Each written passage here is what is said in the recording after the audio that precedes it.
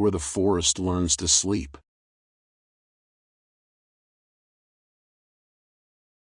The awakening of Twilight.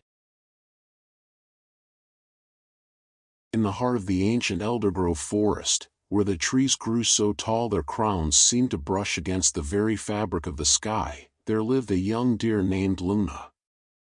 She was unlike any other creature in the forest, for while all the animals knew instinctively when to rest and when to wake, Luna had never learned to sleep. The forest was a tapestry of emerald greens and golden browns, woven together by shafts of sunlight that filtered through the dense canopy above. Moss carpeted the forest floor in thick, springy layers, and mushrooms of every color dotted the landscape like small umbrellas waiting for rain that never came. Crystal-clear streams wound their way through the undergrowth, singing gentle songs as they flowed over smooth river stones that had been polished by centuries of patient water. Luna's mother had noticed her daughter's unusual affliction when she was just a fawn. While her siblings would curl up beneath the spreading roots of the old oak trees, their sides rising and falling with the peaceful rhythm of sleep, Luna would stand watch, her large dark eyes reflecting the starlight, her ears twitching at every sound the night forest made. "Rest, little one," her mother would whisper, nuzzling Luna's neck with her soft muzzle. "The forest sleeps, and so must you." But Luna could not. She did not know how. The very concept of sleep was as foreign to her as flight would be to a fish. She had watched the other animals carefully, trying to understand this mysterious state they all seemed to enter with such ease. The squirrels would curl up in their drays, tails wrapped around their small bodies like furry blankets. The birds would tuck their heads beneath their wings, balancing on branches with a grace that seemed impossible. Even the great brown bears would retreat to their dens, their massive bodies settling into months of winter slumber. Luna had tried everything. She had lain down in the softest patches of moss. She had closed her eyes and counted the stars. She had listened to the lullaby of the wind through the leaves. But sleep never came. Her mind remained bright and alert, her body tense and ready, as if waiting for something she could not name. As the seasons turned and Luna grew from a fawn into a young doe, her sleeplessness became more than just an oddity, it became a burden. While the other deer rested and restored their strength, Luna wandered the forest paths alone, growing thin and weary. Her coat lost its luster, and her steps, once light and graceful, became heavy and uncertain. The other animals began to whisper among themselves. The ravens, who saw everything from their high perches, spoke of the deer who never slept. The foxes, clever and cunning, wondered if perhaps Luna was cursed. Even the ancient owl, who had lived in the hollow of the oldest tree for more years than anyone could count, had never heard of such a thing. One evening, as the sun began its descent beyond the western hills, painting the sky in shades of orange and pink and purple, Luna stood at the edge of a small clearing. The light filtered through the leaves in golden streams, and for a moment, everything seemed to glow with an inner radiance. It was the most beautiful time of day, the threshold between light and darkness, when the world seemed to hold its breath in anticipation of the coming night. It was then that Luna heard it, a voice, soft and melodious, drifting through the trees like smoke. "Little deer who cannot sleep, come to me. I will teach you what the forest knows." Luna's ears pricked forward, and she turned her head, searching for the source of the voice. But she saw nothing except the familiar trees, the ferns that grew in wild profusion, and the last golden rays of the dying sun. "Who's there?" Luna called out, her voice trembling slightly. She had never been afraid of the forest, even in her sleepless nights, but there was something otherworldly about that voice. "I am called the Twilight Keeper," the voice replied, seeming to come from everywhere and nowhere at once. I dwell in the space between day and night, in the moment when the forest begins to dream.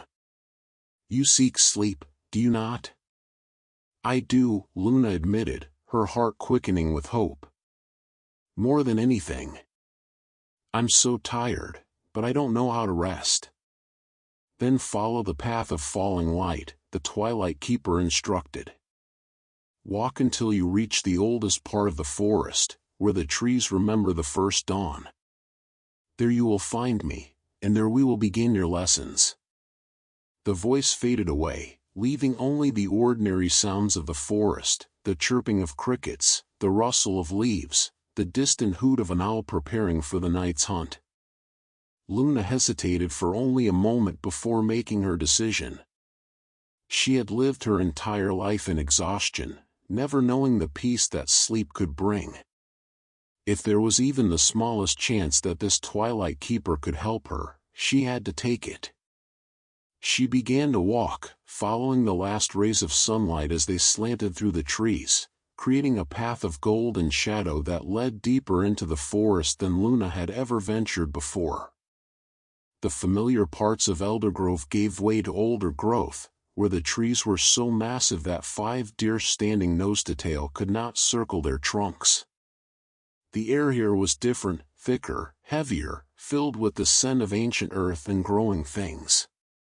As Luna walked, the light continued to fade, but it never quite disappeared. Instead, it seemed to transform, becoming something softer and more mysterious. The shadows grew longer and deeper, but they were not frightening. They were gentle, welcoming, like the embrace of a mother. The path led her through a grove of silver birches, their white bark gleaming like moonlight even in the gathering dusk. She crossed a stream where the water ran so clear and still that it perfectly reflected the first stars beginning to appear in the darkening sky. She passed beneath an archway formed by 2 trees that had grown together over countless years, their branches intertwined in a natural cathedral.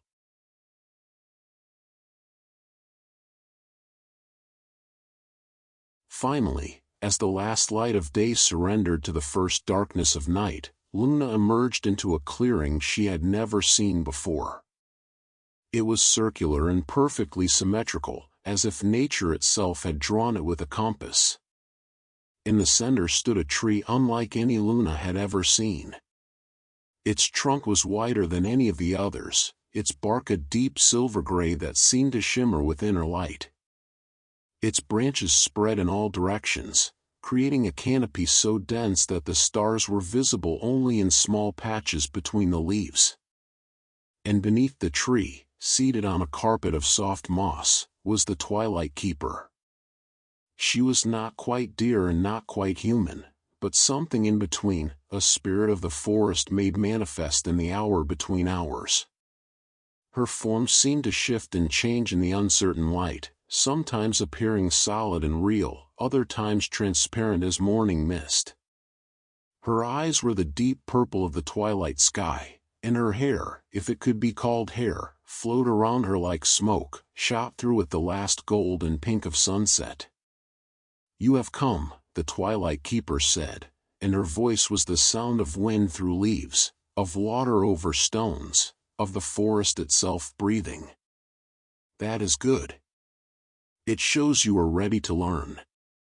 Luna approached slowly, her hooves making soft sounds on the moss. "I want to sleep," she said simply. "Can you teach me?" The Twilight Keeper smiled, and when she did, the clearing seemed to grow a little brighter. "Sleep is not something that can be taught like running or jumping," she explained. "Sleep is a surrender, a letting go. It is the forest's greatest wisdom, but also its most difficult lesson. Are you willing to learn, even if the path is not easy?" "I am," Luna said without hesitation. "I have walked through every night of my life awake and alone. I will do whatever it takes." "Then we begin," the Twilight Keeper said, rising to her feet in a movement so fluid it seemed like water flowing upward. "But you must understand, to learn to sleep, you must first learn to understand the forest itself. You must discover how the trees sleep, how the streams sleep, how the very earth beneath your hooves sleeps. Only when you understand the forest's slumber can you join in it. Luna nodded, willing to accept any challenge if it meant she might finally find rest. Your first lesson begins tonight, the Twilight Keeper continued. You will visit the Oak of Ages, the oldest tree in all of Eldergrove. You will sit beneath its branches and listen to its dreams. Trees sleep differently than animals do. They do not close their eyes or cease their work entirely. Instead, they enter a state of deep rest, a slowing of their processes, a time of conservation and renewal. If you can understand how the oak sleeps, you will have taken your first step toward your own rest. Where is this Oak of Ages? Luna asked.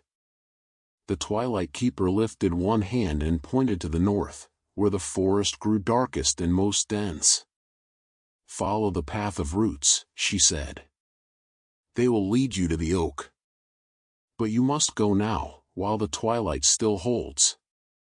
This is the time when the forest is most willing to share its secrets, when the boundary between waking and sleeping is thinnest.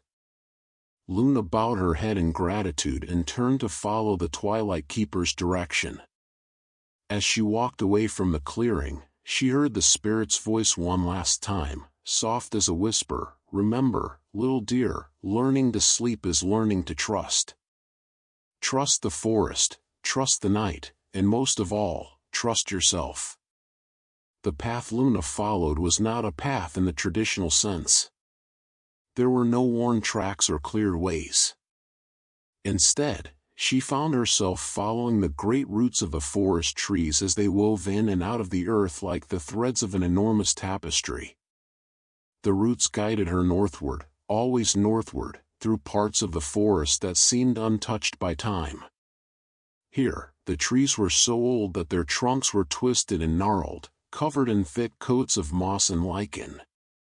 Mushrooms grew in rings around their bases, fairy rings, her mother had called them, places where the magic of the forest was strongest. The air was filled with the scent of decay and new growth happening simultaneously, the eternal cycle of the woodland ecosystem. As Luna walked, she became aware of the sounds of the forest preparing for night. The diurnal creatures were settling into their nests and dens, their activities slowing and quieting. The nocturnal animals were beginning to wake, their rustlings and calls adding a different texture to the forest's symphony. Owls hooted to one another, establishing territories. Bats emerged from their roosts in the hollow trees, their high-pitched calls beyond the range of most ears but not Luna's. She walked for what seemed like hours, though time felt different here in the deep forest. The twilight never quite faded to full darkness, as if the Twilight Keeper's influence extended through these woods, holding the night at bay just enough to allow Luna safe passage. Finally, the roots she had been following converged, growing thicker and more numerous until they formed a network so dense that Luna had to pick her way carefully between them. And then, suddenly, the forest opened up, and Luna found herself facing the Oak of Ages. It was magnificent beyond description. The trunk was so wide that the entire clearing seemed built around it, a pillar of living wood that rose so high its crown was lost in the darkness above. The bark was deeply furrowed, each crack and crevice a record of countless years, countless seasons, countless storms weathered and droughts endured. Branches as thick as normal trees extended in all directions, creating a canopy that could have sheltered 100 deer. But it was not the size of the oak that took Luna's breath away. It was the feeling of presence, of consciousness, of deep and ancient wisdom. The oak was aware, Luna could sense it. This was not a sleeping tree in the sense of being dormant or unaware. This was a tree in a state of profound meditation, its roots deep in the earth, its crown reaching toward the heavens, existing in a state between worlds. Luna approached slowly, reverently. She could feel the power radiating from the oak, a gentle but unmistakable force. When she reached the base of the trunk, she did as the Twilight Keeper had instructed. She settled herself among the roots, finding a comfortable spot where the wood had formed a natural cradle. The moment she touched the oak, she felt it. A pulse, slow and steady, like a heartbeat but much, much deeper. It was the pulse of the tree's life force, the flow of sap and nutrients through its vast network of vessels, the quiet work of photosynthesis stored in every leaf and branch, waiting to resume with the morning sun. Luna closed her eyes and listened, not with her ears but with her whole being. And the oak began to teach her. It showed her, in ways beyond words, how it rested. During the day, the oak worked ceaselessly, drawing water from deep beneath the earth, pulling nutrients from the soil, stretching its leaves toward the sun to capture every photon of light. But at night, this work slowed. The stomata on the leaves closed, conserving water. The upward pull of sap decreased. The oak entered a state of conservation, of quiet maintenance, of rest. But even in rest, the oak was not inactive. Its roots continued to communicate with the other trees through the mycorrhizal network, the vast underground web of fungal connections that linked the entire forest into one living organism. It continued to provide shelter for countless creatures, the squirrels in its branches, the insects in its bark, the fungi and bacteria in its roots. It continued to exist, to be, even in its resting state. Luna began to understand. Sleep was not the absence of existence. It was not cessation or nothingness. It was simply a different mode of being, a state where the outward activities decreased so that the inward processes of restoration and renewal could take place. As she sat beneath the oak, feeling its slow pulse, Luna felt something she had never experienced before. Her own heartbeat began to slow, matching the rhythm of the tree. Her breathing deepened. The constant alertness that had kept her awake her entire life began to soften, just a little. For the first time in her life, Luna felt the edges of sleep approaching. It was like standing at the shore of a vast ocean, feeling the water lap at her hooves, cool and inviting. She was afraid of what it meant to surrender consciousness, to let go of her awareness. But the oak's presence was reassuring, steady, eternal. "You have done well," a voice whispered, and Luna opened her eyes to find the Twilight Keeper standing beside the oak, her form barely visible in the darkness. "You have learned the first lesson, that sleep is not an end but a transformation. The oak rests, but it never truly stops being the oak. You will rest, but you will never stop being Luna." "I felt something," Luna said, her voice filled with wonder. "For just a moment, I felt like I could let go." "That is the beginning," the Twilight Keeper said. "But there is much more to learn. Tomorrow night, you will have your second lesson. But for now, return to your home. Rest as best you can, even if sleep does not come. You have taken the first step on a journey that will change you forever." Luna rose on shaky legs and bowed to the Oak of Ages, thanking it silently for its wisdom. Then she followed the roots back through the forest, the Twilight Keeper's words echoing in her mind. When she reached the familiar parts of Eldergrove, the first light of dawn was beginning to show on the eastern horizon. Luna found her way to the spot where her family rested, a sheltered dell beneath a cluster of pine trees. Her mother was there, and when she saw Luna, she raised her head in surprise. "Luna? Where have you been?" "Learning," Luna said simply. She settled down beside her mother, feeling the warmth of her body, the comfort of her presence. And though sleep still did not come, Luna closed her eyes and allowed herself to rest in a way she never had before. She let her body relax, let her breathing slow, let the constant vigilance ease just a little. It wasn't sleep. Not yet. But it was closer than she had ever been. And in that moment, curled beside her mother as the sun rose over Eldergrove Forest, Luna smiled. She had begun to learn the forest's greatest secret, and she knew that soon, very soon, she would finally discover what it meant to truly rest.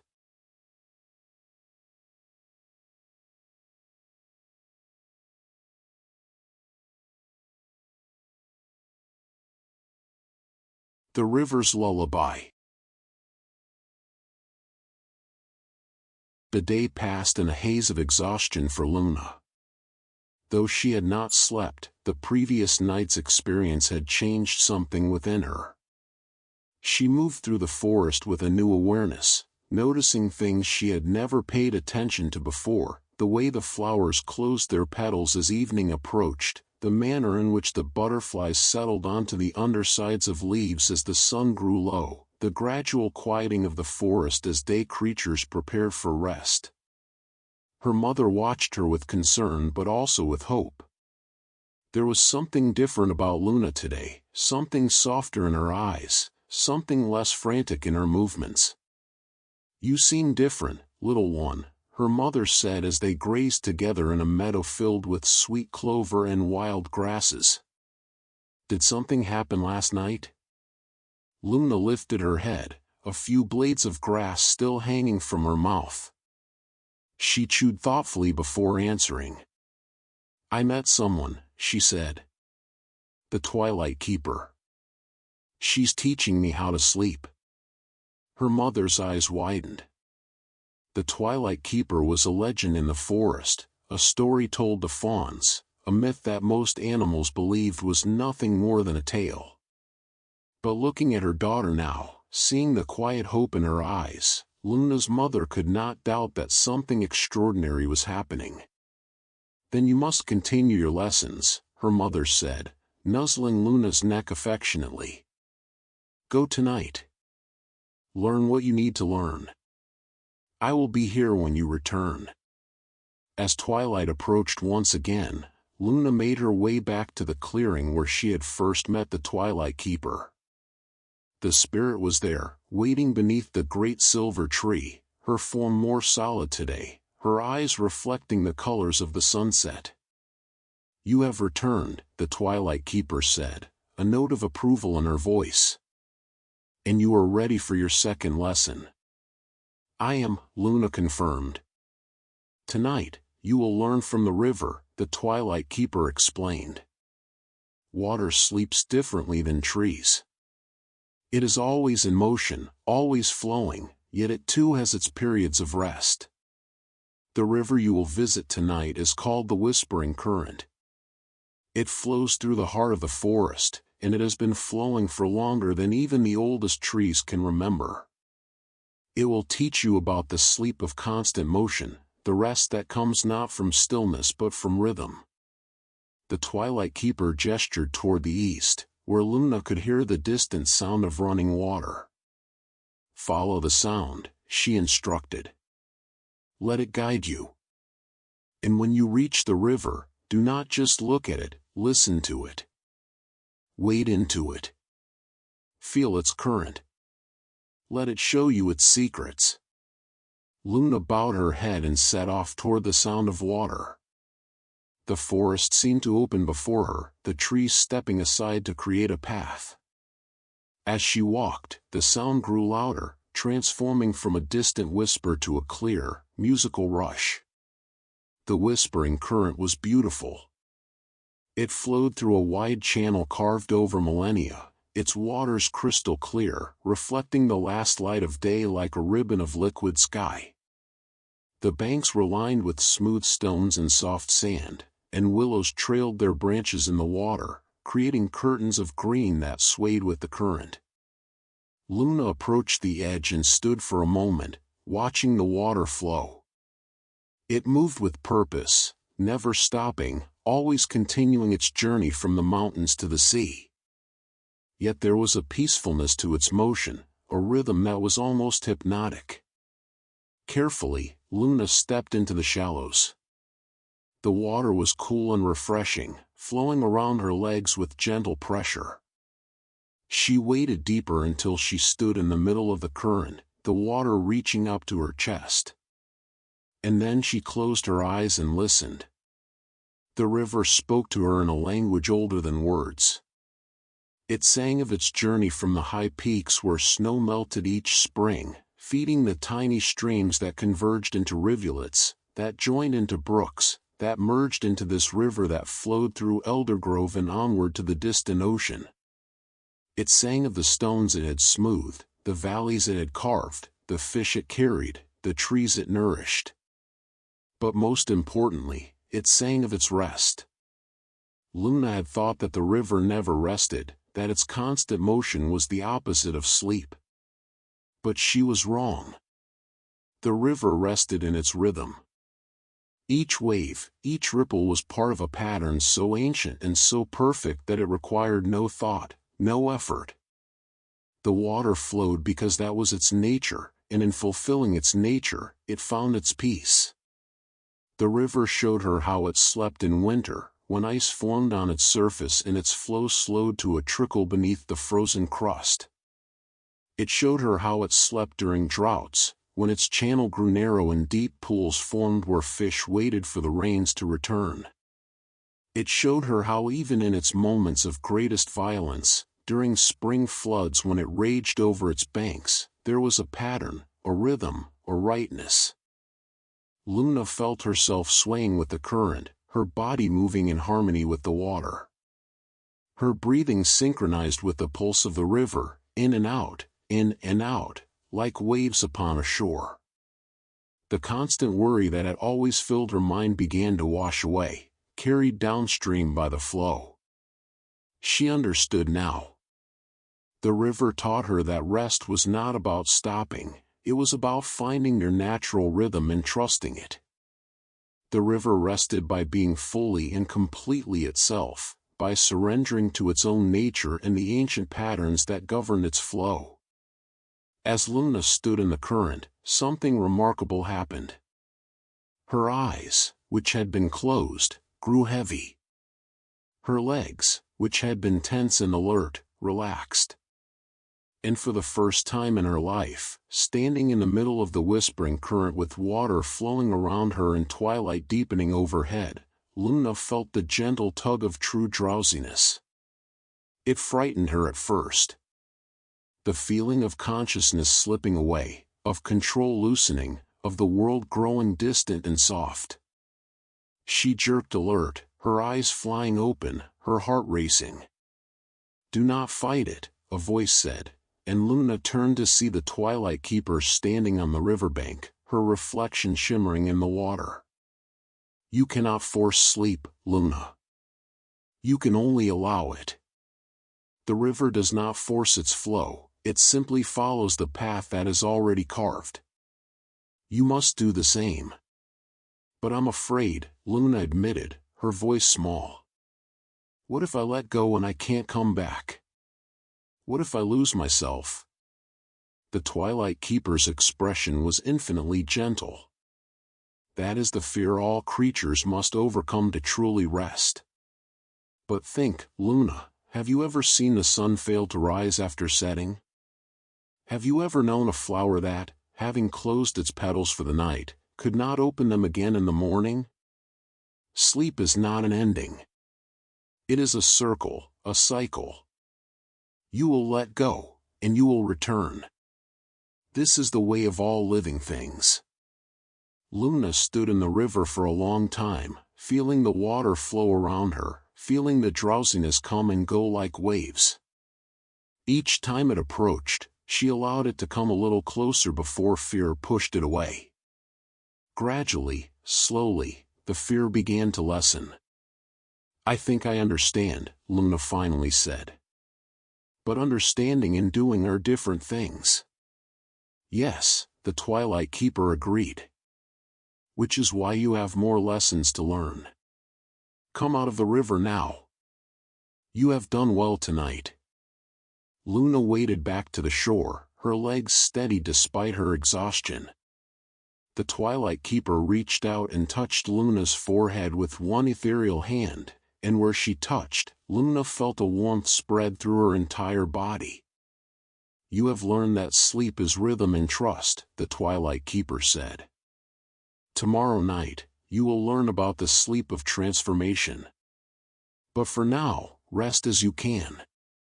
You are growing closer to your goal with each passing night. Luna returned to her family's resting place as the stars emerged overhead. Her mother was there, waiting as she had promised, and when Luna lay down beside her, she felt the comforting presence of family, the safety of familiar surroundings. She closed her eyes, listening to her mother's steady breathing, feeling the cool night air on her coat. Sleep did not come, but something else did, a deep relaxation she had never experienced before. Her muscles loosened, her breathing slowed, and though her mind remained aware, it was a gentle awareness, not the sharp vigilance that usually plagued her. It was not sleep, but it was something close. And Luna found herself smiling in the darkness, knowing that she was one step closer to the rest she had sought her entire life.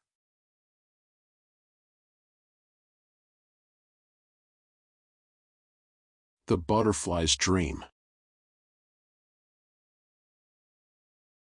The third evening found Luna eager to continue her lessons. She had noticed a change in herself over the past 2 days, a subtle shift in the way she experienced the world. Colors seemed richer, sounds more melodious, the very air sweeter. Her mother said it was because she was learning to be present in the moment rather than constantly fleeing from her own exhaustion. When Luna arrived at the clearing where the Twilight Keeper waited, she found the spirit sitting beneath the silver tree, surrounded by hundreds of butterflies. They fluttered around her in a slow, graceful dance, their wings catching the last light of day, monarchs with their orange and black patterns, swallowtails with their elegant tails, small blue butterflies like flying jewels, and white moths that seemed to glow in the gathering dusk. Tonight's lesson is about transformation, the Twilight Keeper said as Luna approached. And no creature understands transformation like the butterfly. You will learn from them how sleep can be a process of becoming, of changing from one form to another. One butterfly, larger than the others, with wings of deepest blue shot through with threads of silver, landed on the Twilight Keeper's outstretched hand. This is Azura, the Twilight Keeper said. She has lived many lives, caterpillar, chrysalis, butterfly. She will show you what you need to know. The butterfly lifted from the Twilight Keeper's hand and flew to Luna, landing gently on her nose. Luna went very still, cross-eyed as she tried to look at the tiny creature. Follow me, Azura said, her voice like the tinkling of tiny bells. I will take you to the place where I was transformed. The butterfly took flight, and Luna followed, trotting through the forest as Azura led the way. They traveled to a part of Eldergrove that Luna had never seen before, where the trees grew close together and their branches intertwined overhead to create a natural tunnel. Flowering vines climbed up the trunks, filling the air with sweet perfume. Finally, they came to a small grove where a single tree stood, a willow with branches that hung down like a green waterfall. On one of the branches, Luna could see several chrysalises, jade-green structures that hung like tiny lanterns. This is where I slept my longest sleep, Azura said, landing on one of the chrysalises. Inside this small space, I dissolved. Everything I was as a caterpillar, my form, my function, my very cells, broke down into something like soup. I was unmade completely. Luna shivered at the thought. That sounds terrifying. It was, Azura admitted. When I was a caterpillar, I could not imagine being anything else. I ate leaves, I crawled on branches, and that was all I knew. The instinct to form a chrysalis was overwhelming, but I was afraid. What if I ceased to exist? What if there was nothing on the other side of this transformation? But you did it anyway, Luna observed. I did. Because the alternative was to deny my own nature. I was meant to transform. To refuse would have been to refuse myself. The butterfly's wings opened and closed slowly, catching the light. And when I emerged, oh, Luna, when I emerged, I was new. I could fly. I could see colors I had never imagined. I could sip nectar from flowers and ride the wind. I was more myself than I had ever been before. Azura flew up to Luna's ear and whispered, "Sleep is like that chrysalis, Luna. When you sleep, you dissolve in a way. Your conscious mind releases its grip. Your body takes over, doing its work of repair and restoration. You surrender what you were while awake to become what you were when you rest. And when you wake, you emerge transformed, refreshed, renewed, more yourself than before." Luna thought about this, watching the chrysalises sway gently in the breeze. "But I'm afraid of dissolving," she admitted. "I'm afraid of letting go of who I am." "That is because you think you are only your waking self," Azura said. "But you are more than that. You are also your sleeping self, your dreaming self, your resting self. These are not different, dear, they are all Luna. You cannot lose yourself in sleep because sleep is part of yourself." The butterfly began to fly in circles around Luna's head, creating a spiral pattern in the air. "Let me show you something," she said. "Close your eyes." Luna closed her eyes, standing very still in the grove. "Now, pay attention to your body," Azura instructed. "Feel your heart beating. Feel your lungs expanding and contracting. Feel the blood moving through your veins. Are you controlling any of this?" "No," Luna said, amazed. She had never really thought about it before, but her body was doing so many things without her conscious direction. "Exactly," Azura said. "Your body knows how to be Luna even when your mind is not directing it. When you sleep, you are simply trusting your body to continue being Luna while your conscious mind rests. It has been doing this all along. Your heart has never forgotten to beat, your lungs have never forgotten to breathe. Your body knows how to sleep. You simply need to trust it." Luna felt something shift inside her. All this time, she had thought she needed to learn to sleep, to master some technique or skill. But perhaps it was not about learning at all. Perhaps it was about remembering, about trusting the ancient wisdom already present in her body, in her cells, in the very essence of her being. "The caterpillar trusts the chrysalis," Azura continued. "The chrysalis trusts the transformation. The butterfly trusts her wings. Each part of the cycle requires faith, faith in the process, faith in oneself, faith in the fundamental rightness of change and rest and renewal." As if in response to Azura's words, one of the chrysalises began to move. Luna watched in wonder as a crack appeared in the jade surface, growing wider and wider. Slowly, impossibly slowly, a butterfly began to emerge, wet and crumpled at first, but gradually straightening its wings, pumping fluid into them, expanding and unfolding. The process took a long time. Luna stood perfectly still, not wanting to disturb it. She watched as the butterfly transformed from a weak, wet creature into something magnificent, a butterfly with wings of gold and cream, beautiful beyond description. "That was you once," Luna said to Azura. "That was me many times," Azura replied. "We butterflies do not live long, Luna. A few weeks, perhaps a month or two. But in that time, we live fully. We trust the transformation, we emerge, we fly, and when our time comes to return to the earth, we do that too. Every part of the cycle is sacred. The newly emerged butterfly flexed its wings experimentally, then took flight, joining the others that danced in the grove. Luna felt tears prick her eyes, though she could not have said exactly why. There was something profoundly moving about witnessing this transformation, this small miracle of nature. "I want to trust like that," Luna said softly. "I want to let go and believe that I will emerge on the other side." "Then you are ready for the next part of tonight's lesson," the Twilight Keeper said, appearing suddenly beside the willow tree. Luna had not heard her approach, but she was not surprised.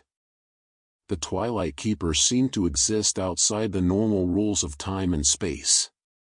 "What is the next part?" Luna asked. "You will enter the chrysalis yourself," the Twilight Keeper said. "Not literally, of course. But I will guide you into a state similar to what Azura experienced, a state of complete surrender and transformation.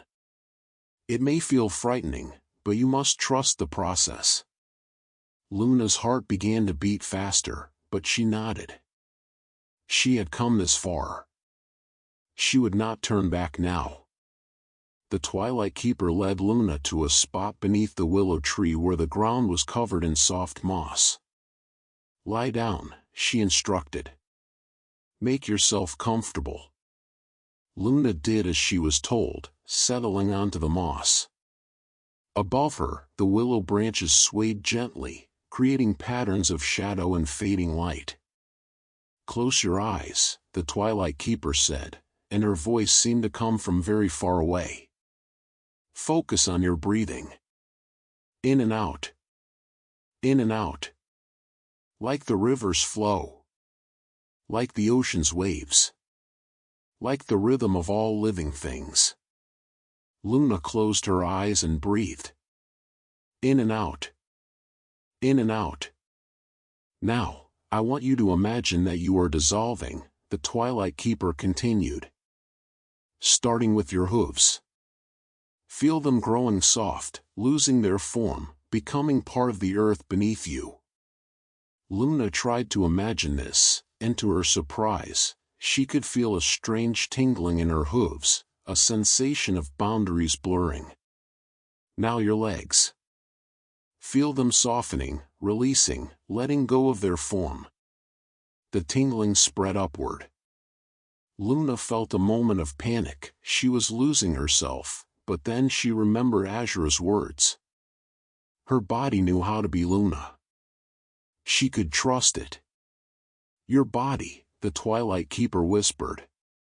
"Your neck. Your head. All of you, dissolving, letting go, surrendering to the transformation." Luna felt herself sinking deeper into the moss, deeper into a state she had never experienced before. Her awareness of the physical world grew dim. The sounds of the forest faded. The feeling of the ground beneath her seemed to disappear. For a moment that stretched into eternity, Luna existed in a state of pure being, no form, no identity, no separation between herself and the world around her. She was the moss and the willow and the butterflies and the earth and the sky all at once. And in that moment, something extraordinary happened. Luna slept. It was only for a few seconds, perhaps less. But for those brief precious moments, Luna's consciousness surrendered completely. She let go. She trusted. She slept. When she came back to herself, gasping as if surfacing from deep water, the Twilight Keeper was smiling down at her. "You did it," the spirit said. "For the first time in your life, Luna, you truly slept." Luna lay on the moss, trembling with the enormity of what had just happened. She had slept. She had let go and surrendered and dissolved, and then she had come back, just as the butterfly emerged from the chrysalis. She was still herself. She had not been lost. It was only a moment, the Twilight Keeper said gently, but it was a beginning. You have proven to yourself that you can sleep, that you can let go and return. Each night, it will become easier. Each night, you will sleep a little longer, a little deeper. Luna rose to her feet on shaky legs. She felt different, lighter somehow, as if a great weight had been lifted from her shoulders. Thank you, she whispered to Azura, to the Twilight Keeper, to the willow tree and the moss and the chrysalises hanging like promises from the branches. There are more lessons to come, the Twilight Keeper said. But tonight, you have learned the most important one, that sleep is transformation, and transformation requires trust. Go now. Rest with your family. And know that the sleep that eluded you for so long is finally within your reach. Luna made her way back through the forest, her mind still reeling from the experience.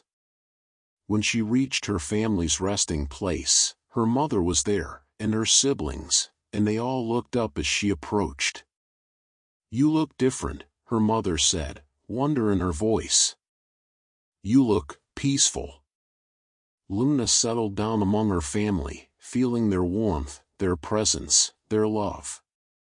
She closed her eyes, and though full sleep did not come immediately, she felt it there, waiting just beyond the horizon of her consciousness. No longer a stranger, no longer an enemy. Simply a natural part of her existence, waiting for her to trust it fully. And as the night deepened and the stars wheeled overhead, Luna rested more deeply than she ever had before, knowing that she was on the edge of something miraculous, something that would change her life forever.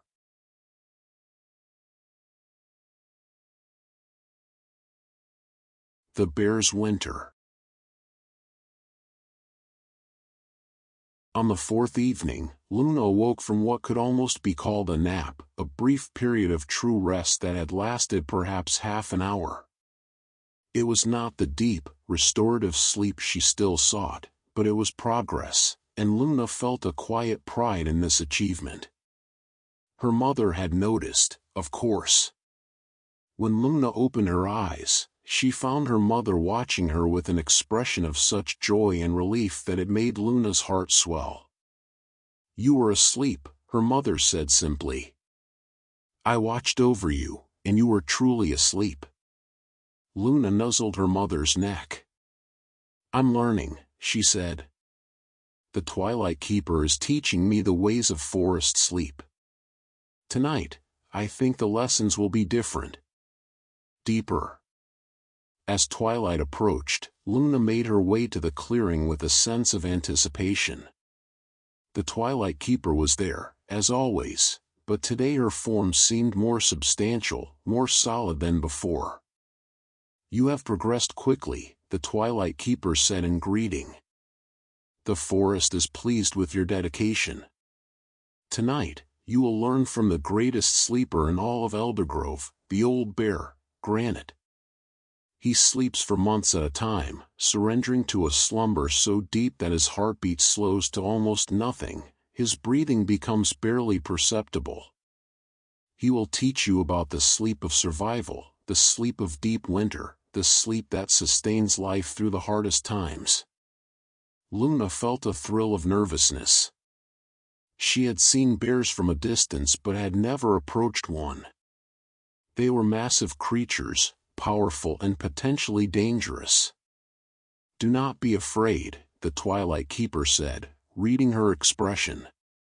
Granite is old and wise. He has agreed to share his knowledge with you. Follow the path of stones to his den. He is preparing for his winter's sleep even now, though autumn has only just begun.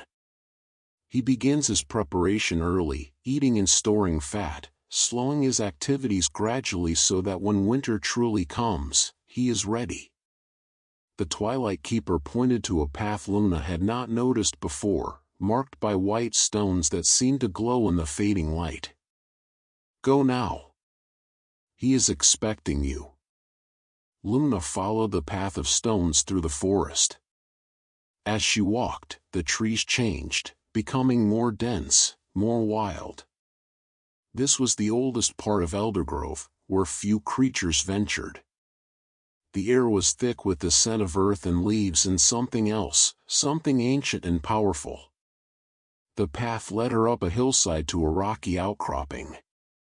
There, beneath an overhang of stone, was a cave entrance, dark and forbidding. Luna approached slowly, her instincts telling her to be cautious. Enter, young deer, a voice rumbled from within. I have been waiting for you. Luna stepped into the cave, her eyes adjusting to the darkness. The interior was larger than she had expected, with a high ceiling and smooth walls. And there, in the back of the cave, lying on a bed of dried leaves and grass, was Granite. He was enormous, the largest bear Luna had ever seen. His coat was a deep brown, grizzled with silver, and his eyes, when he looked at her, were dark pools of wisdom and experience. Despite his size, there was a gentleness to him, a calm that immediately put Luna at ease. You are the deer who cannot sleep, Granite said. It was not a question. I am, Luna replied. But I am learning. The Twilight Keeper said you could teach me about deep sleep. Granite shifted slightly, making himself more comfortable. Sit, he said. We have much to discuss, and I grow tired easily these days. I am preparing for my winter rest. Luna settled onto the cave floor, tucking her legs beneath her. The cave was cool but not cold, and there was something peaceful about its dim stillness. Do you know why I sleep through the winter? Granite asked. To avoid the cold, Luna ventured. Because food is scarce. Partly, Granite agreed. But there is more to it than that. I sleep through winter because it is the forest's way of teaching patience, of teaching surrender to cycles larger than ourselves. Winter is harsh, yes. Food is scarce, yes. But winter is also necessary. It is a time of rest for the entire forest, a time when the earth recovers from the abundance of summer, when nutrients are returned to the soil, when the weak are cold so the strong can thrive. The bear's eyes grew distant, as if seeing beyond the walls of the cave. When I was young, I fought against the need to sleep through winter. I wanted to stay active, to continue my life as usual. But the first winter I tried that, I nearly died. I was weak and starving by the time spring came, barely able to move. That was when I learned that some battles are not meant to be fought. Some forces are meant to be surrendered to. Luna listened intently, sensing the profound truth in the bear's words. My winter sleep is not an escape, Granite continued. It is a survival strategy perfected over thousands of generations. When I enter my den in late autumn, I am not running away from winter, I am embracing it on my own terms. I slow my body down gradually. My heart rate drops from 40 beats per minute to just 8. My breathing slows. My body temperature decreases. I enter a state between life and death, a state of such profound rest that I can survive for months without food or water. Isn't that frightening? Luna asked. To be so diminished? At first, yes, Granite admitted. The first few times I hibernated, I was afraid I would not wake up. But each spring, I emerged. Each spring, I was reborn. And over the years, I came to trust the process. Now, I look forward to my winter sleep. It is a time of deep dreams, of journeying within myself, of existing in a state of pure being without the constant demands of waking life. The bear gestured with one massive paw toward the back of the cave. "Come closer.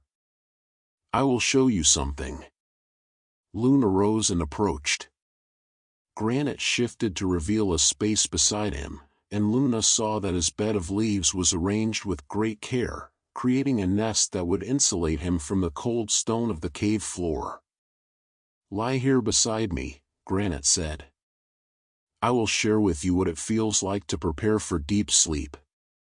Luna hesitated only a moment before lying down next to the great bear. His body radiated warmth, and despite his size, she felt safe beside him. "Close your eyes," Granite instructed. "Feel your heartbeat. Now, imagine it slowing.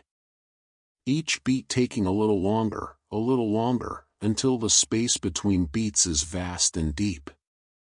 Luna tried to imagine this, and as she did, she felt a strange sensation, as if her body were indeed slowing, as if time itself were stretching and expanding. "When I hibernate," Granite said, his voice growing softer, "I do not think about the world outside. I do not worry about spring, or whether food will be available when I wake, or what challenges I might face. I simply exist. I breathe. I dream. I am." As Granite spoke, Luna felt herself sinking into a state of profound relaxation. The bear's presence was like a mountain, solid, permanent, unchanging. Beside him, she felt small but safe, protected from all harm. "The secret to deep sleep," Granite murmured, "is letting go of the need to control. In my den, I cannot hunt. I cannot eat. I cannot do any of the things that normally sustain me. I can only trust that my body has stored enough fat, that I have prepared well, that the spring will come and I will wake." This trust, this complete surrender of control, is the essence of true rest. Luna felt tears sliding down her muzzle. This was what she had been missing all her life, the ability to trust, to surrender, to let go of the constant vigilance that had kept her awake. "I'm so tired of being in control," she whispered. "So tired of having to stay alert every moment." "Then let go," Granite said gently. "Here, now, beside me. You are safe. The cave protects us. I am here. You can let go." And Luna did. She released the tight grip she had held on consciousness for her entire life. She allowed her body to do what it had always known how to do. She surrendered to sleep.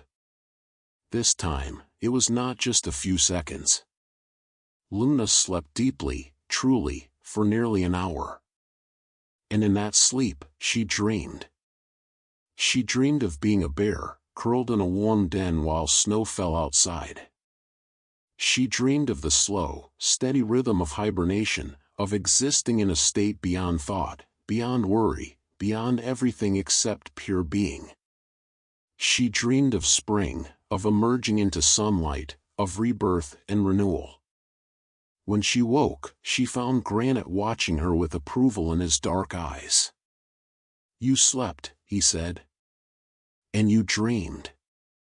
This is good. You are healing." Luna stretched, feeling different than she had ever felt before. There was a looseness to her limbs, a clarity to her mind that she had never experienced. This was what the other animals felt after sleeping, this refreshment, this restoration. "Thank you," Luna said, her voice thick with emotion. "Thank you for showing me. The Twilight Keeper chose well when she sent you to me," Granite said. "You have the courage to face your fear. That is rare." As Luna prepared to leave the cave, Granite called out one last piece of advice. "Remember, young dear, sleep is not weakness. It is wisdom. The strongest creatures are those who know when to rest, when to conserve their strength, when to surrender to the cycles of nature. You are becoming strong, Luna. Do not forget that. Luna emerged from the cave into the night. The stars were brilliant overhead, and the forest was alive with the sounds of nocturnal creatures going about their business. But Luna felt no need to be vigilant, no compulsion to stay alert. She made her way back to her family's resting place with a calm heart. When she arrived, her mother greeted her with soft sounds of welcome. Luna settled down among her family, feeling the warmth of their bodies, the safety of their presence. And as the night deepened around her, Luna closed her eyes and slept. Really, truly slept. The hours passed, and Luna dreamed of caves and bears and the deep, healing rest of winter. She dreamed of letting go and trusting. She dreamed of surrender. When she woke with the dawn, she felt reborn. She had slept through most of the night, the first time in her life. And though she knew she had more to learn, she also knew that the worst was behind her. Her mother was awake, watching the sunrise, and when Luna stirred, she turned and smiled. "You slept all night," she said, wonder in her voice. "My daughter, you slept." Luna smiled back, her heart full of gratitude and hope. "I did," she said. "And tonight, I will sleep again."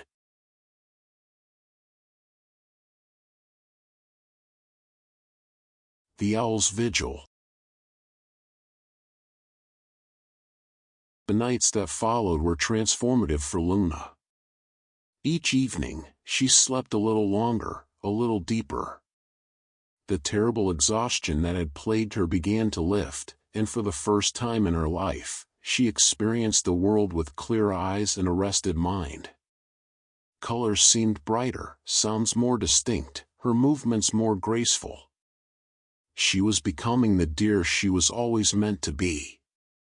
But the Twilight Keeper had warned her that there were 7 lessons in all, and Luna had completed only 4. On the 5th evening, as Luna arrived at the clearing, she found the Twilight Keeper seated beneath the silver tree, and beside her sat an enormous owl. The owl was magnificent. His feathers were various shades of brown and cream, modeled in patterns that would make him nearly invisible against tree bark. His eyes were huge, round, and amber-colored, with a depth and intelligence that was almost unsettling. His talons, Luna noticed, were wickedly sharp.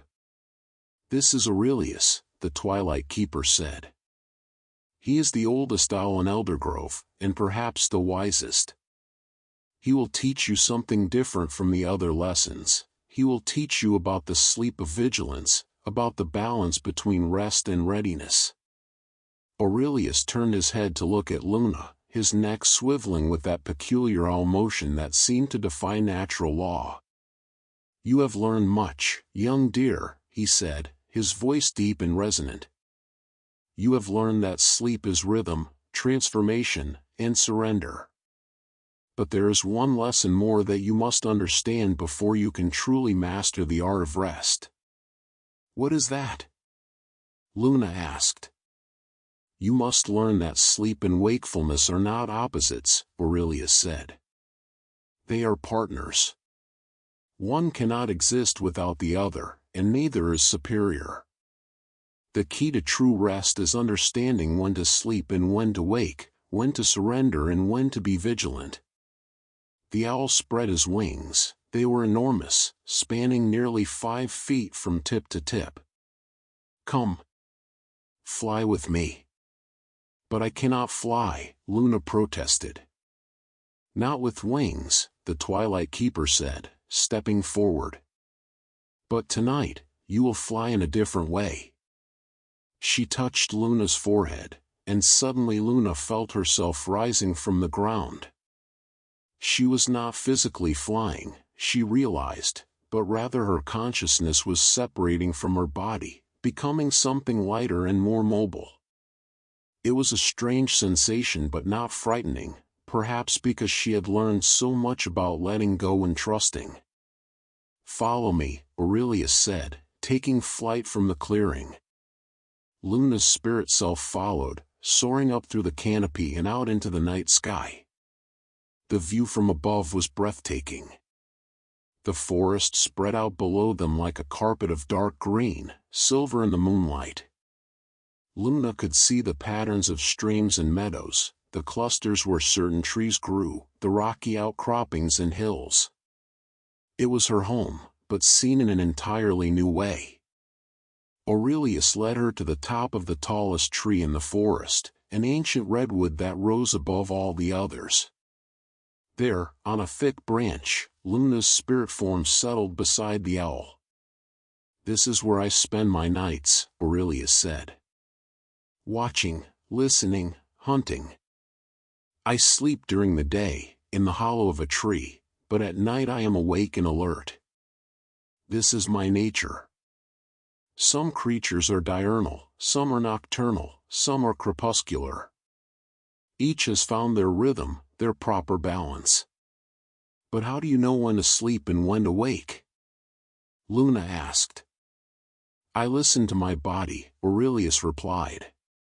"When the sun rises and the world grows light, my eyes grow heavy. The small birds begin their chatter, and it is time for me to rest. When darkness falls and the forest grows quiet, I wake naturally. My body tells me what it needs." The owl turned to look at Luna with those penetrating amber eyes. "Your problem, Luna, was not that you didn't know how to sleep. Your problem was that you didn't trust your body to tell you when it was time. You thought you had to stay alert at all times, that sleep was a dangerous surrender. But your body has always known what it needs, you simply weren't listening."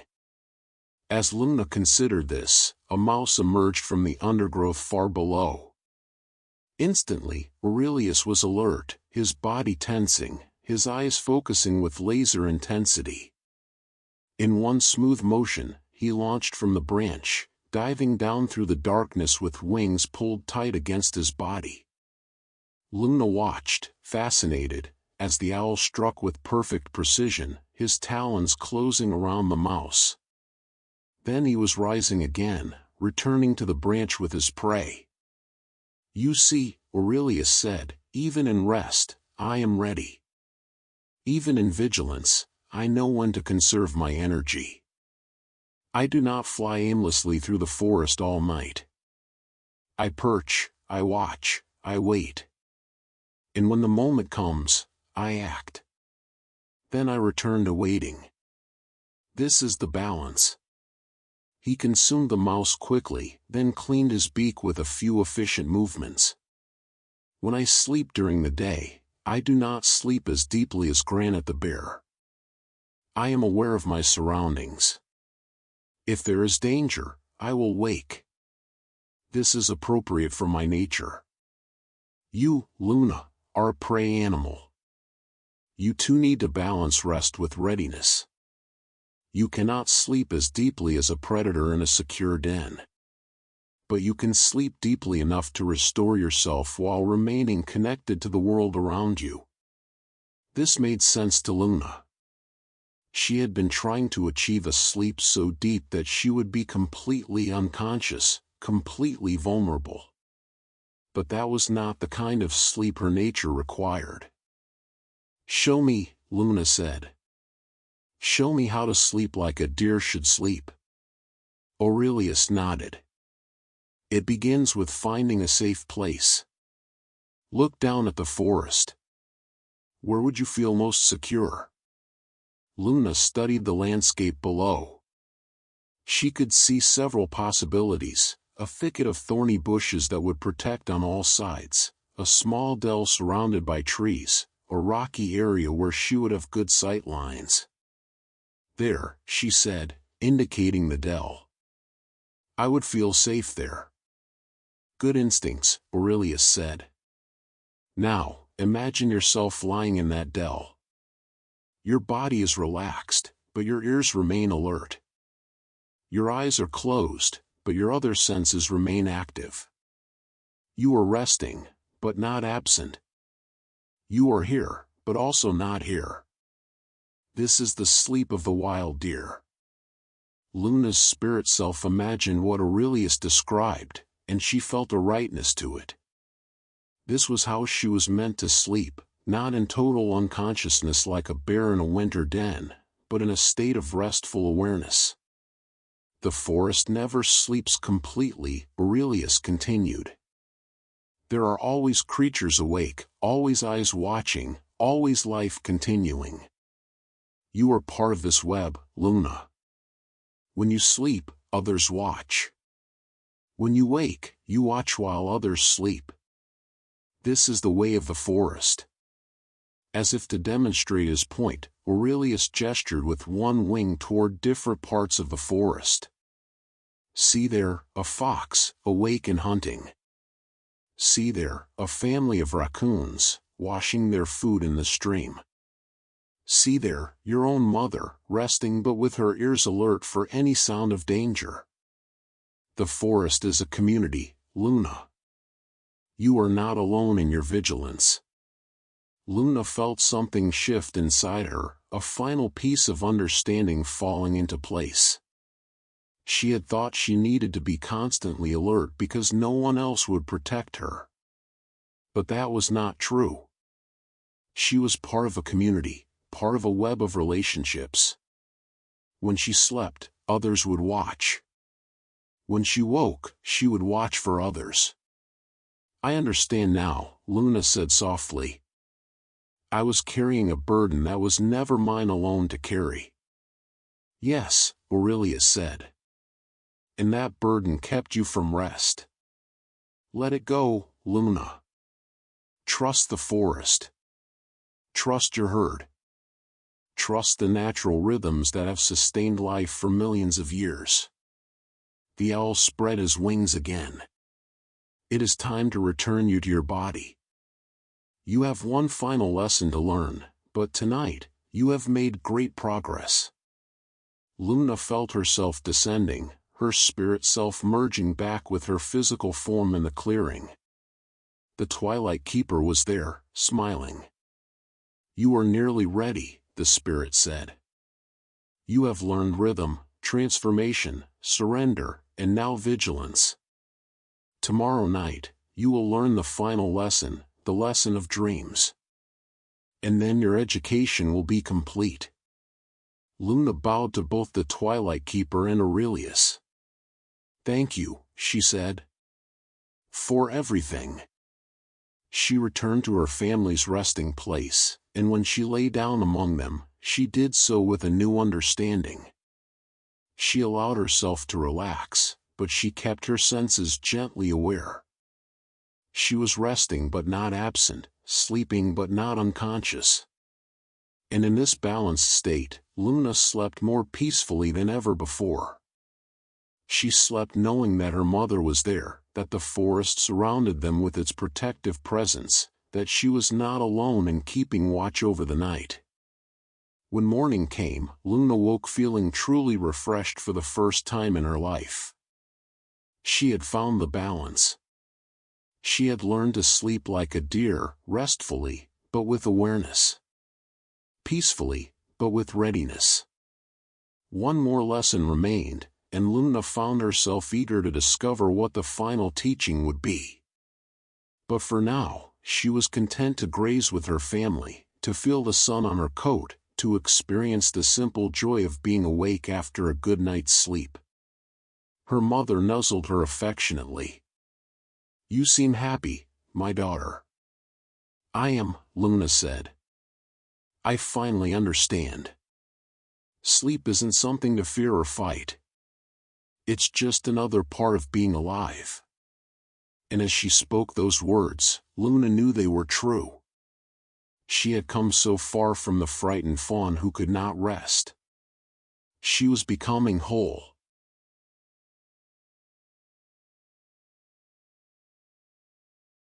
The Dream Weaver. On the sixth evening, Luna approached the clearing with a mixture of excitement and melancholy. She was eager for the final lesson, but she also knew that once it was complete, her time with the Twilight Keeper would end.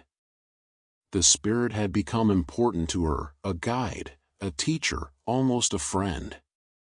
When Luna arrived, she found the clearing transformed. Silk threads hung from every branch of the silver tree, creating a web of incredible intricacy. The threads caught the twilight and seemed to glow from within, creating patterns of light and shadow that shifted and changed.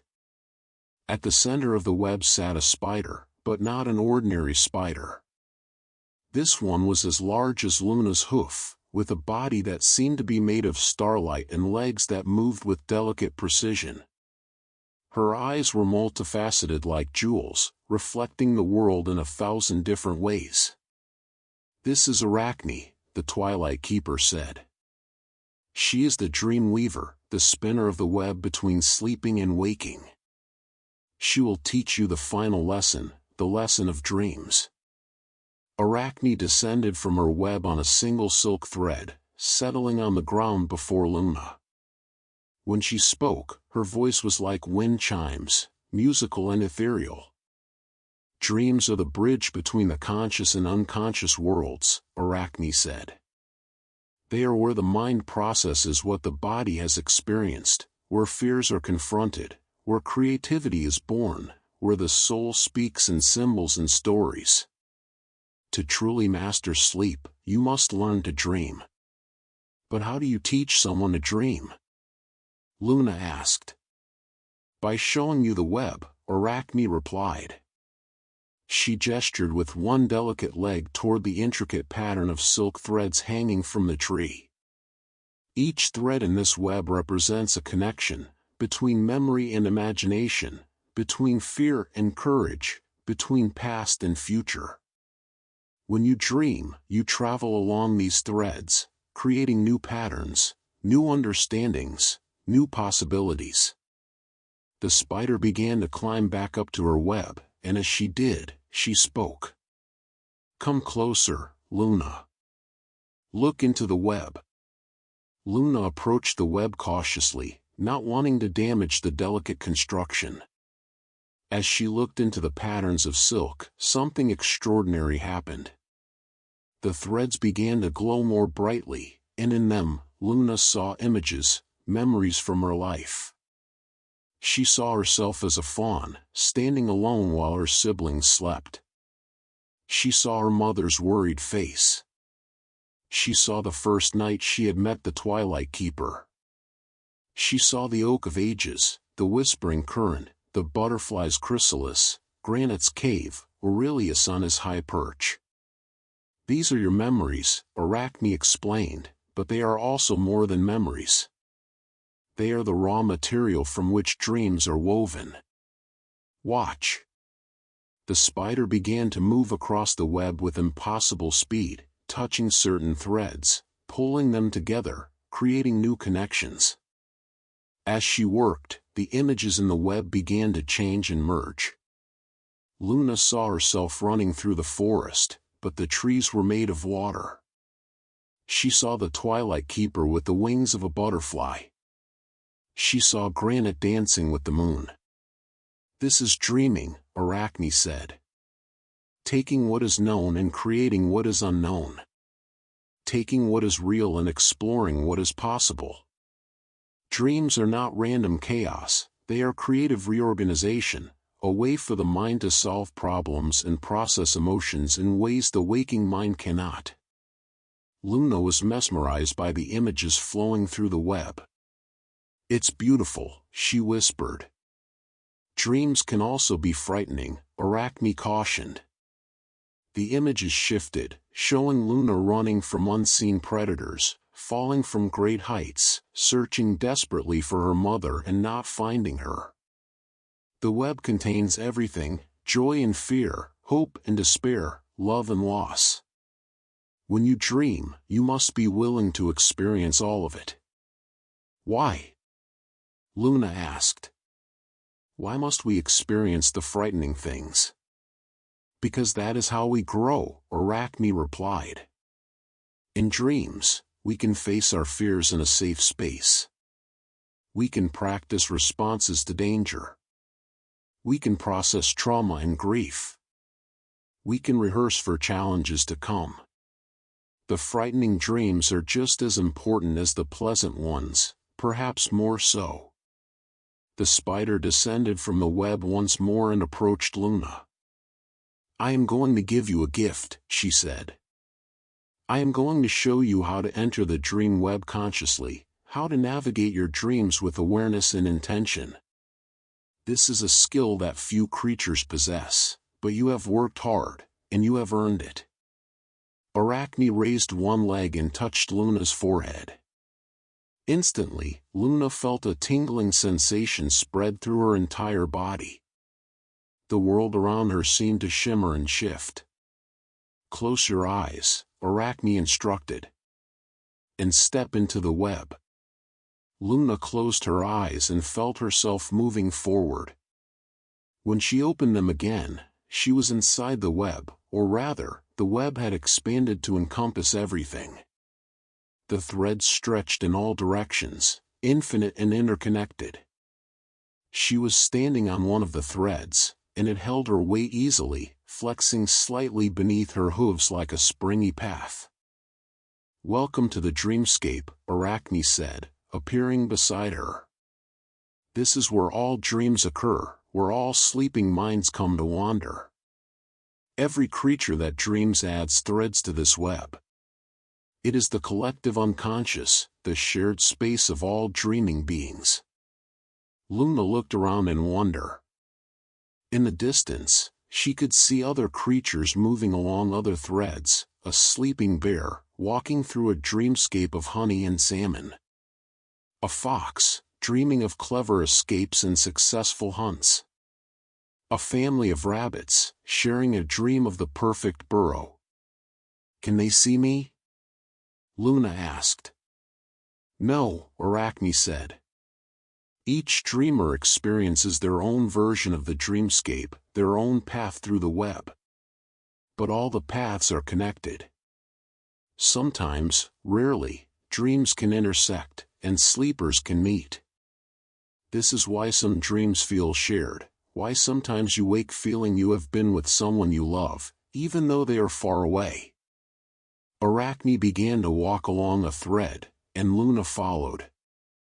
"I will teach you to navigate here," the spider said. "First, you must understand that in dreams, the normal rules do not apply. You can fly here, even though you cannot fly in waking life. You can speak to creatures that do not speak. You can visit the past or the future. You can be yourself or someone entirely different." To demonstrate, Arachne transformed, her spider form shifting into that of a deer, then a bird, then a flowing stream of water, then back to a spider. In the dreamscape, you are limited only by your imagination and your fears. "My fears?" Luna asked. "Yes. Fear creates barriers even in dreams. If you believe you cannot do something, you cannot, not because it is truly impossible here, but because your belief makes it so. This is why learning to dream consciously is so powerful. When you can recognize that you are dreaming, you can overcome those limiting beliefs." They walked further into the web, and the threads beneath them began to pulse with different colors, deep blues and purples, vibrant greens and golds, soft pinks and silvers. Each color represents a different kind of dream, Arachne explained. Blue threads are dreams of water and emotion. Green threads are dreams of growth and nature. Gold threads are dreams of joy and achievement. Purple threads are dreams of mystery and the unknown. Silver threads are dreams of memory and reflection. You can choose which threads to walk, which dreams to experience. Luna was fascinated. "So I can control my dreams?" "To some extent," Arachne said. "You cannot control everything. The dreamscape has its own wisdom, and sometimes it will show you what you need to see rather than what you want to see.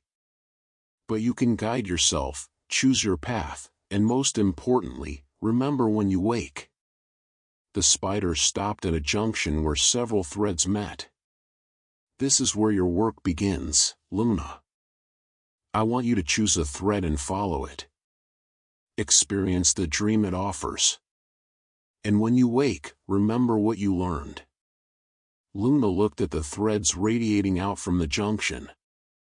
She was drawn to a silver thread that seemed to glow with a soft, gentle light. She stepped onto it, and immediately felt herself pulled forward, moving along the thread at increasing speed. The dreamscape around her began to change. She found herself in a meadow she recognized, the meadow where she had been born, where she had taken her first steps.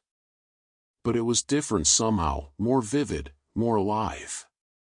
The flowers seemed to sing, the grass seemed to dance, and the air was filled with golden light.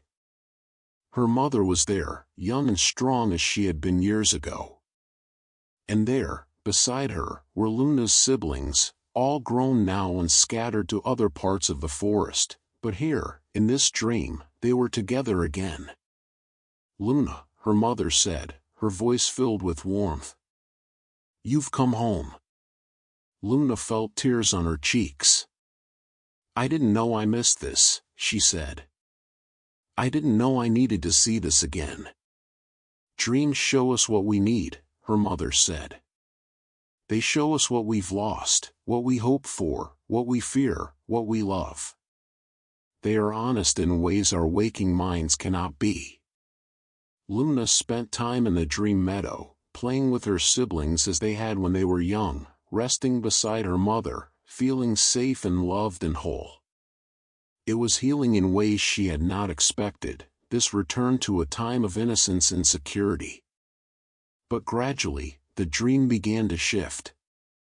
The meadow faded, and Luna found herself in a darker place, a forest at night, alone. She could hear predators in the distance. Fear rose in her chest. "This is why I couldn't sleep," she said aloud. "I was afraid of being alone. Afraid of being vulnerable. Afraid something terrible would happen if I let my guard down." But even as she spoke, she realized something. She was dreaming. This was not real. And more importantly, even if it were real, she would not face it alone. She was part of a herd, part of a forest community, part of a web that connected all living things. As soon as she understood this, the dark forest began to lighten. Other deer appeared around her, her mother, her siblings, her entire herd. Aurelius flew overhead, keeping watch. Granite emerged from the shadows, a protective presence. Even the Twilight Keeper was there, her form glowing softly. "You are never alone," they said in chorus. "You are part of the web. You are connected. You are safe to rest." Luna woke suddenly, finding herself back in the clearing. The dream web still hung from the silver tree, but she was standing beneath it, back in her own body. Arachne was there, and the Twilight Keeper, both watching her with satisfaction. "You have learned the final lesson," the Twilight Keeper said. "You have learned that dreams are not to be feared but embraced, that they are a gift, a tool, a bridge to deeper understanding. You can now sleep fully and completely, Luna. You have all the knowledge you need." Luna felt different, complete somehow, as if a missing piece of herself had finally clicked into place. "Thank you," she said to Arachne. "Thank you for showing me the dreamscape." The spider bowed, a graceful gesture despite her many legs. "You are a natural dream walker, Luna. You will have many adventures in the dreamscape now that you know how to navigate it. Use this gift wisely." The Twilight Keeper approached Luna and placed a hand on her head. "You have completed all 7 lessons, though there is one more thing you must do. Tomorrow night, for the 7th and final time, you will come to this clearing. But you will not come for a lesson. You will come to give a gift back to the forest, the gift of your own wisdom, your own experience. For you have learned something that no other creature in Eldergrove knows, what it is like to be unable to sleep, and what it takes to learn. What will I do? Luna asked. You will share your story, the Twilight Keeper said simply. And in doing so, you will help others who struggle as you have struggled. But that is tomorrow's work. For tonight, go to your family. Sleep deeply. Dream beautifully. You have earned your rest. Luna bowed to both the Twilight Keeper and Arachne, then made her way back through the forest. The night was deep and dark, but Luna was not afraid. She knew now that darkness was simply another part of the cycle, another necessary element of existence. When she reached her family's resting place, she settled down among them with a sense of profound peace. She closed her eyes, released her vigilance, and allowed herself to slip into sleep. And she dreamed. She dreamed of the dreamscape and the silver threads. She dreamed of her lessons with each teacher. She dreamed of a future where she would help others find the rest they needed. She dreamed deeply, peacefully, completely. For the first time in her life, Luna slept as she was meant to sleep, as a deer, as a creature of the forest, as a being perfectly in tune with the rhythms of nature. And it was beautiful.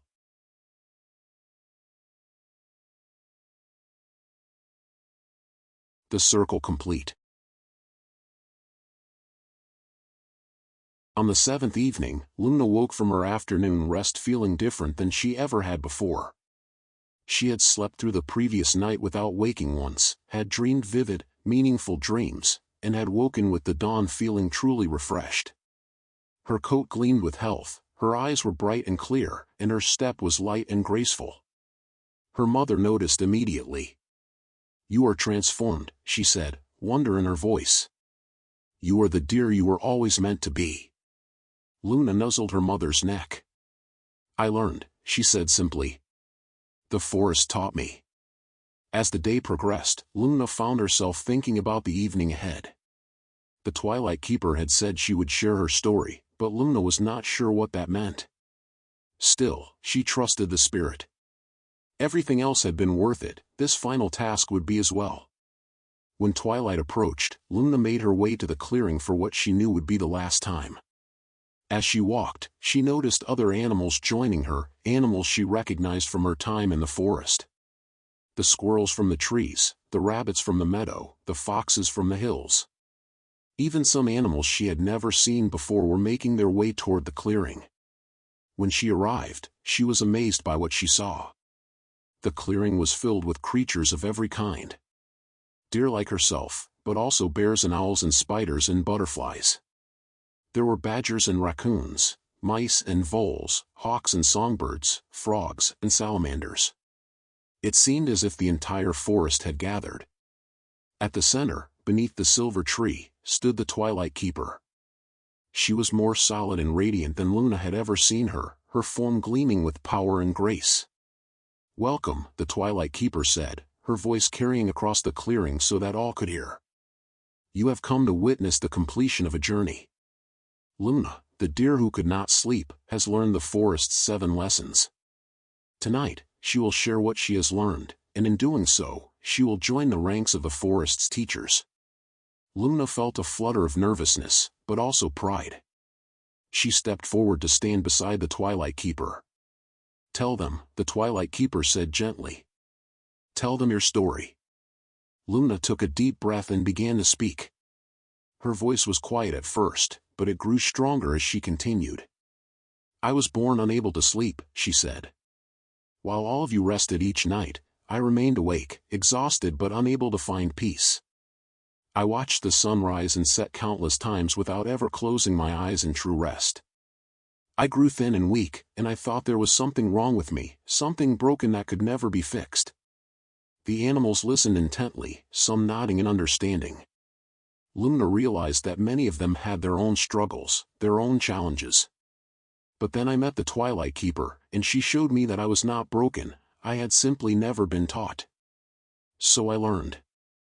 I learned 7 lessons from 7 teachers, and each one showed me a different aspect of sleep, a different way to understand rest. Luna began to recount her journey, describing each lesson in turn. The Oak of Ages taught me that sleep is not the absence of existence but a different mode of being. It showed me that we can rest while still being ourselves, that sleep is transformation, not cessation. The Whispering Current taught me that rest comes from rhythm and trust. It showed me that we must find our natural flow and surrender to it, trusting the patterns that have sustained life for eons. Azura the Butterfly taught me that sleep is transformation, and transformation requires faith.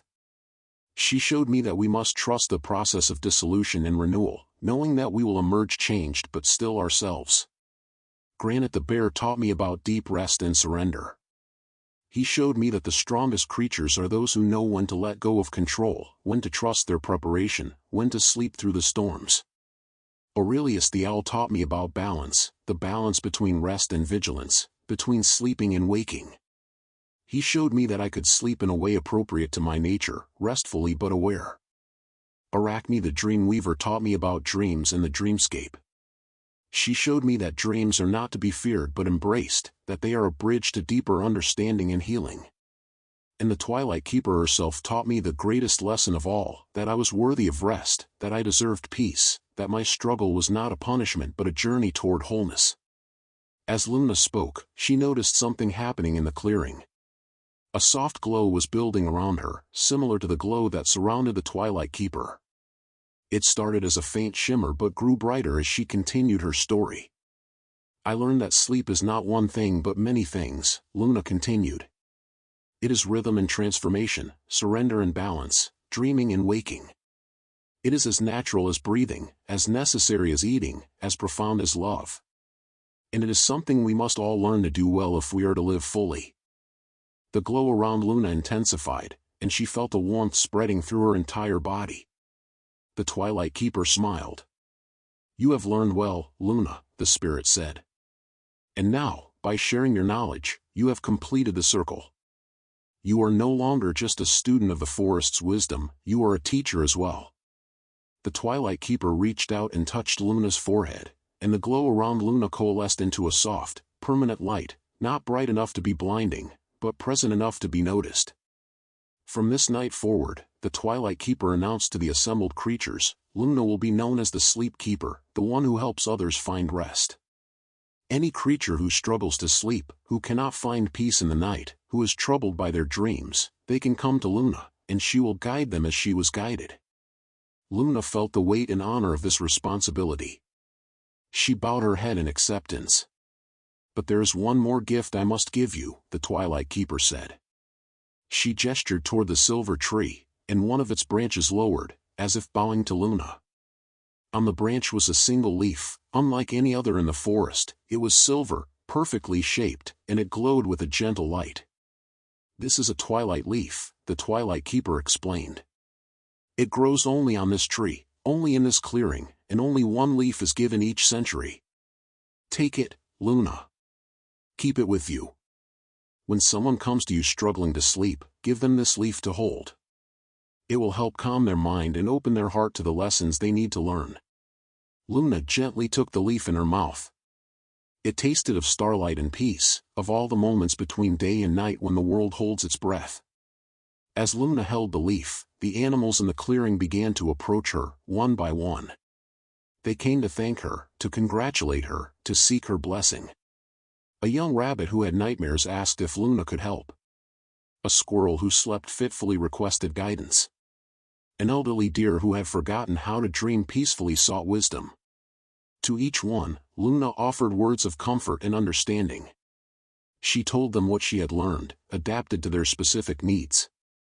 And to the young rabbit with nightmares, she gave a tiny piece of the twilight leaf, which the rabbit tucked carefully into the fur behind her ear. The gathering continued late into the night, with creatures sharing their own stories of sleep and rest, their struggles and triumphs. It became a celebration, a forest-wide acknowledgement of the importance of rest and the wisdom required to achieve it. Finally, As the moon reached its zenith, the Twilight Keeper called for silence. "The night grows late," she said, "and all creatures must rest. Luna has completed her journey, but her work has just begun. Go now to your dens and nests and burrows. Sleep peacefully, knowing that if you need help, the Sleep Keeper is here." The animals began to disperse, heading off to their various homes. Luna's family had waited for her at the edge of the clearing, and as the crowd thinned, they approached. "We are so proud of you," Luna's mother said, tears glistening in her eyes. "You have turned your greatest weakness into your greatest strength." Luna's siblings nuzzled her affectionately, and together, the family made their way back to their resting place. As they walked, Luna reflected on how much had changed. Just days ago, she had been a deer who could not sleep, exhausted and desperate. Now she was the Sleep Keeper, a teacher and guide for others who struggled. When they reached their dell, Luna settled down with her family around her. The night was peaceful, the stars brilliant overhead. She closed her eyes and felt sleep approaching, not as an enemy or a stranger, but as an old friend, familiar and welcome. But before she surrendered to sleep, Luna had one final thought. She remembered the Twilight Keeper's words from that first night: "Learning to sleep is learning to trust. Trust the forest, trust the night, and most of all, trust yourself." Luna had learned to trust. And in doing so, she had discovered not just how to sleep, but how to truly live. As sleep claimed her, Luna began to dream. She dreamed of the dreamscape in all its silver threads. She dreamed of the animals she would help in the days and years to come. She dreamed of the forest and its endless cycles of waking and sleeping, growing and resting, living and dying and being reborn. And in her dream, she stood in the clearing beneath the silver tree, and the Twilight Keeper was there, smiling. "Well done, little deer," the spirit said. "The forest is proud of you. Sleep now, deeply and well. You have earned your rest." Luna smiled in her sleep. She had learned where the forest learns to sleep, in the rhythm of flowing water, in the transformation of chrysalis, in the deep surrender of hibernation, in the balanced vigilance of the owl, in the web of dreams, in the trust between all living things. And she had learned where she, Luna, learned to sleep, in the journey itself, in the lessons, in the courage to face her fears, in the willingness to trust and let go. As the night deepened around her, Luna slept peacefully, completely, beautifully.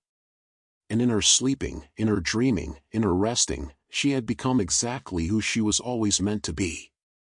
The forest had taught her its greatest secret, and she would spend the rest of her life sharing that secret with others who needed it. For where the forest learns to sleep, there too does every creature find their rest.